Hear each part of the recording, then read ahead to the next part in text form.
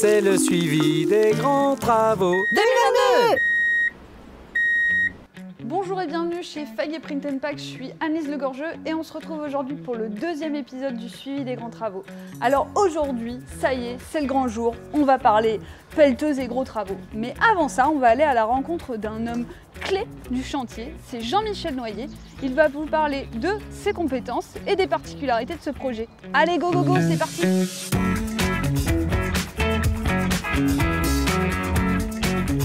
Je suis le gérant de Interface 3D. Interface 3D, c'est une agence d'ingénierie bâtiment. Ils m'ont contacté pour leur projet, je les ai rencontrés. Nous avons bâti une esquisse du projet et un budget. À la suite de ça, nous avons déposé un permis.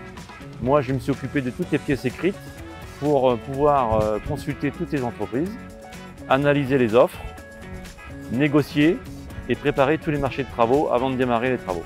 La particularité de ce dossier, c'est que nous allons construire des extensions sans perturber l'activité de l'entreprise Fayet.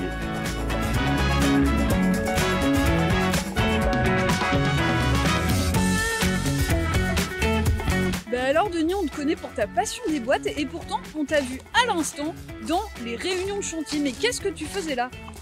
Alors en fait, je m'occupe de la maîtrise d'ouvrage, donc ce qui consiste à faire visiter le bâtiment aux artisans et répondre à leurs questions.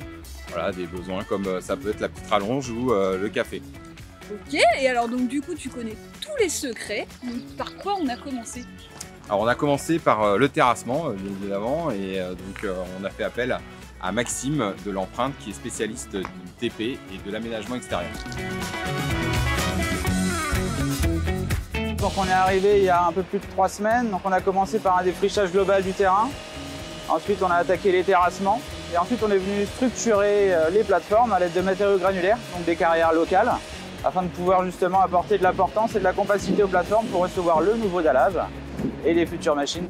Donc la deuxième phase sera au mois de mai. Là on va réaliser toute la partie justement remblaiement périphérique, préparation des plateformes avant coulage, et partie réseau eau pluviale justement pour la gestion des eaux de toiture et l'évacuation de ces eaux. Et voilà, le 12e épisode du suivi des grands travaux, c'est déjà terminé.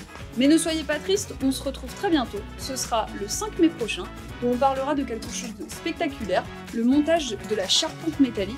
Mais pas seulement, on parlera aussi de gros sous et financement. À bientôt! C'est le suivi des grands travaux 2022.